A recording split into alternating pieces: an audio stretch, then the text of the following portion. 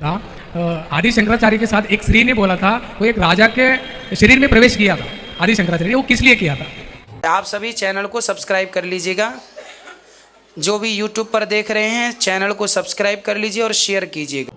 राधे राधे दोस्तों, स्वागत है आपका हमारे YouTube चैनल उषा भक्ति मार्ग में। बात करेंगे हम आज ऐसे व्यक्ति की जो कि पंडाल में आता है, कर देता है कुछ ऐसी बात जिसे सुनकर पंडाल के सभी लोग हो जाते हैं हैरान। यहाँ तक कि हमारे गुरुजी भी बहुत बिजली से हो जाते हैं। लेकिन आइए दोस्तों देखते हैं कि इस विषय में जो भी वीडियो है, जो भी ज्ञानवर्धक, तो आप देखते हैं कि इस वीडियो में गुरुजी उस व्यक्ति को क्या समझाते हैं। आज का वीडियो बहुत ही ज्ञानवर्धक होने वाला है, बीच में छोड़ कर ना जाइएगा, बने रहिए हमारे साथ इस वीडियो के अंत तक। आदि शंकराचार्य के साथ एक स्त्री ने बोला था वो एक राजा के शरीर में प्रवेश किया था। आदि शंकराचार्य वो किस लिए किया था?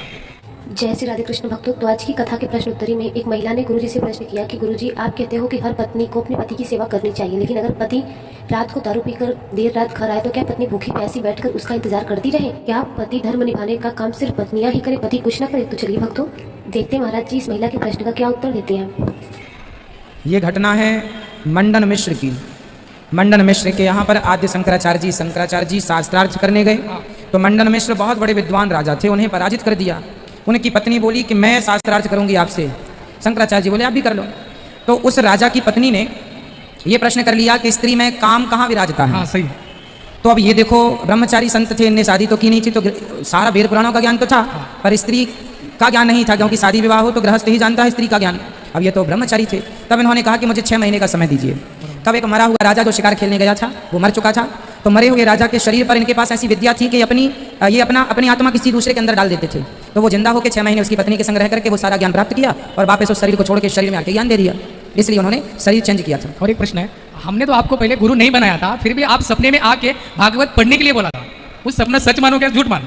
हम सपने में आए इसलिए तो आप वृंदावन आ गए, बिहारी जी ने बुला लिया आपको बुलाने तो आए थे।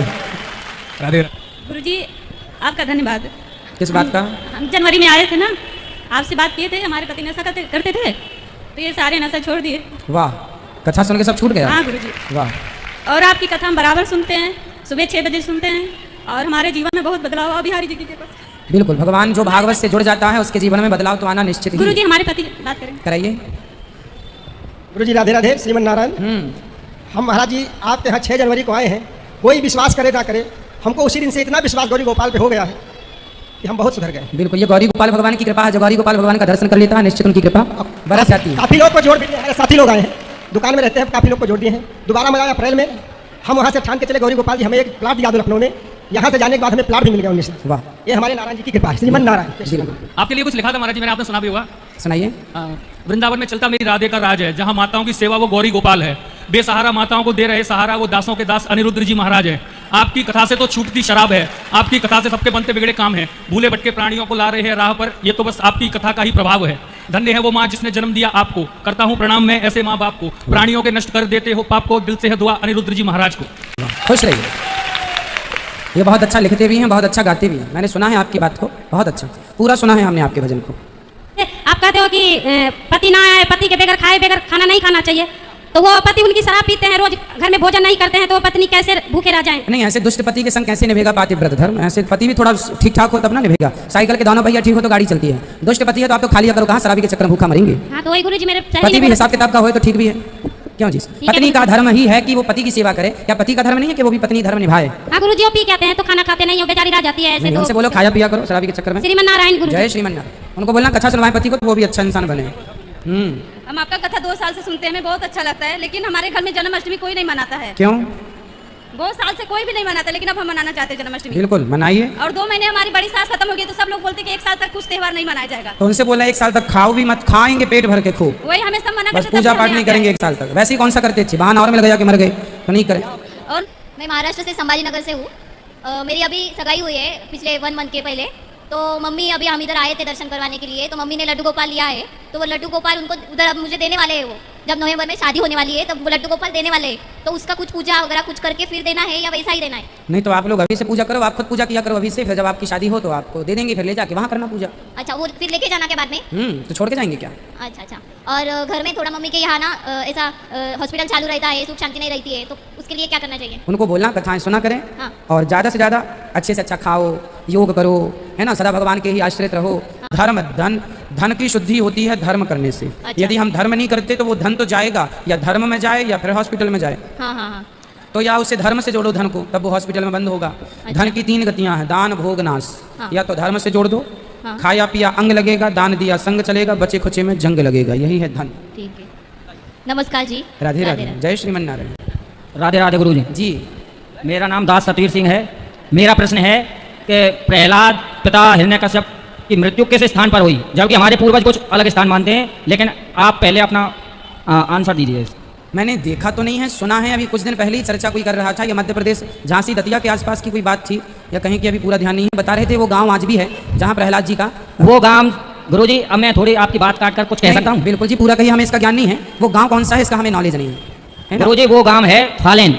फॉलेन? Fallen fallen. कहाँ है ये? उसका पहला पुराना नाम था प्रहलाद नगर। कहाँ पर है, किस जिला में? ये मथुरा डिस्ट्रिक्ट में ही है। अच्छा, मथुरा में ही? हाँ, फालेन गांव है, कोसी कला के पास, कोसी कला से 8 किलोमीटर की दूरी पर है। ठीक है। और उस गांव में हिरण्यकश्यप को मारा गया, और आज भी वहां पर ऐसी मान्यता है इस कलयुग के अंदर 1 महीने का व्रत रखता है पंडा जी महाराज, और 20 बाई 20 यानी 20 लंबाई 20 चौड़ाई की दूरी में होल का दहन होता है, और उस आग से पंडा निकलता है। हाँ वो तो मुझे पता है, वो तो।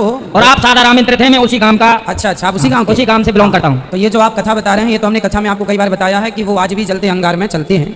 हाँ जी। तो ये बात सही है, होली के दिन रात्रि को ये सारी दुनिया आती है देखने के लिए। तो मेरा प्रश्न ये था कि उसका मतलब पहले प्रहलाद नगर था उस गांव का नाम, आज फालेन उसका नाम क्यों पड़ा? तो आप अब भाई ऐसे ही है ना, जैसे प्रयागराज को इलाहाबाद कर दिया। अभी योगी जी सब ठीक कर रहे हैं, तो योगी जी से आप लोग कहो कि भाई इसे भी ठीक करो। नहीं, वो बात नहीं है। हाँ। ये मानते हैं हमारे पूर्वज फालेन इसलिए पड़ा कि नरसिंह भगवान ने हिरण्यकश्यप का जो पेट फाड़ा था उसके नाम पर ही उस गांव का नाम फालेन पड़ गया। तब फाड़न पड़ना था ना। फालेन।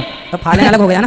फाड़न होता, फाड़न तो स्पष्ट होता, फाड़ दिए। अब फालन अलग हो गया। इसी नाम पे बताते हैं पूर्वज हमारे। प्रहलाद नगर ही अच्छा लग रहा है। ठीक है, ठीक है। नमस्ते नमस्ते। आप बोलना गांव के लोग कि इसका नाम पुनः प्रहलाद नगर ही करो। ठीक है, सब आवाज आप होली के समय पे आप साधारण आमंत्रित हैं। जरूर। आप प्रश्न है कीजिए, कृष्ण जन्माष्टमी है हमारे गांव में, 2 बार मनाते हैं जी।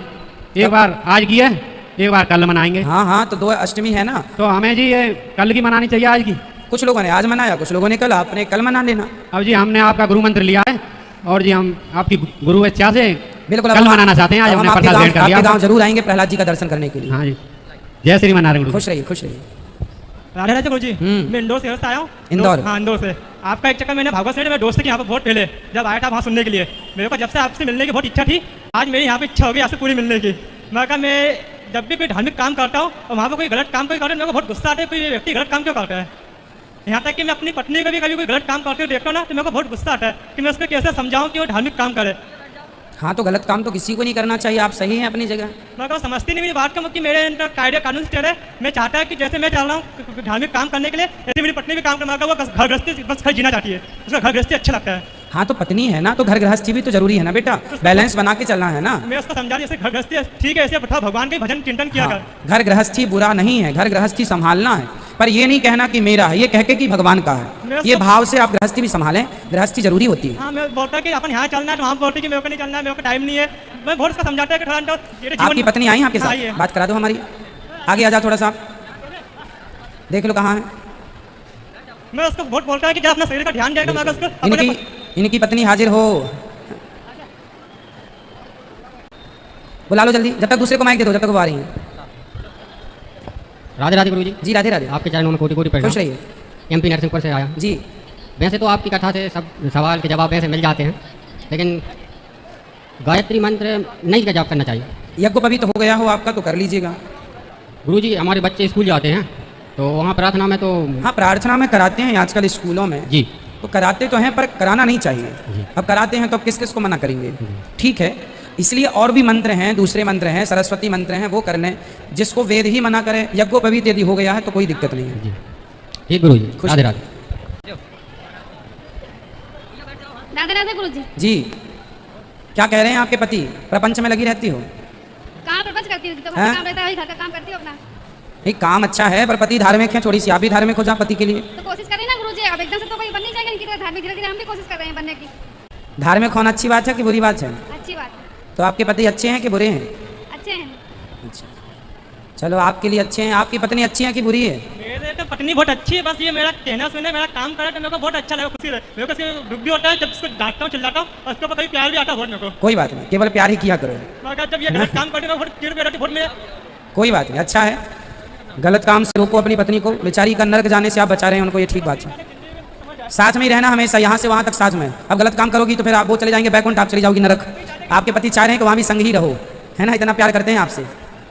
गुरुजी राधे राधे। हाँ बेटा राधे राधे। गुरुजी मेरा प्रश्न है, मेरे ससुर जी ने व्हाट्सएप किया है, मैं उनके हाँ? बारे में पूछ रही हूँ क्या? कि जब गोस्वामी तुलसीदास जी ने अपना शरीर त्यागा था तो उनकी पत्नी का क्या हुआ जब उन्होंने अपने पति त्यागा था तब नहीं बेटा, शादी होने के कुछ महीने बाद ही तुलसीदास जी की पत्नी और तुलसीदास जी अलग अलग हो गए थे। हाँ, तो उन्होंने शिक्षा क्या था कि मेरे से प्रेम ना करके प्रभु से प्रेम लगाए, तो उसके बाद तुलसीदास जी अपनी पत्नी से दोबारा, तो उनकी पत्नी का क्या हुआ? उनकी पत्नी फिर अपने भगवान के घर चली गई होंगी। तो उनका भी उद्धार हुआ होगा? क्यों नहीं हुआ? जिनके पति तुलसीदास रहे उनका तो बिल्कुल निश्चित सदगति ही हुई होगी। और सच्ची बताएं, तुलसीदास जी की पत्नी शायद ये कहने ही आई थी कि आप भगवान में लगो, बस इतना काम करने आई थी, बेचारी काम करके भगवत धाम चली गई। कुछ दिन बाद चर्चा ये मिलती है कि तुलसीदास जी को जब उन्होंने ये कह दिया ना, तो उनको बाद में बड़ा पछतावा हुआ कि मैंने अपने पति को अपमानित कर दिया। उसके बाद ही कुछ दिनों के बाद उन्हें अपना प्राण त्याग चुकी थी वो। ठीक, राधे राधे गुरुजी। राधे राधे। राधे राधे गुरु जी। राधे राधे। हरियाणा दिन से हूँ मैं। तो देखा दोस्तों, आज का वीडियो आपने पूरा देखा और सुना। जैसे कि उस व्यक्ति ने जो भी क्वेश्चन आंसर गुरुजी से कहा, उस क्वेश्चन को गुरुजी ने एग्जाम्पल के तौर पे उस व्यक्ति को बहुत अच्छे से समझाया और आपने पूरी वीडियो देखी और सुनी। लेकिन उस वीडियो से आपको जो ज्ञान प्राप्त हुआ वो आप हमें कमेंट बॉक्स में कमेंट करके बता सकते हैं। और हाँ, अगर अभी तक आपने हमारे चैनल को सब्सक्राइब नहीं किया है तो आप हमारे चैनल को सब्सक्राइब कर लें, हमारी वीडियो को ज़्यादा से ज़्यादा लाइक और शेयर करें। कमेंट बॉक्स में राधे राधे लिखना ना भूलें। मिलेंगे किसी ऐसी ही अन्य वीडियो के साथ, तब तक के लिए राधे राधे।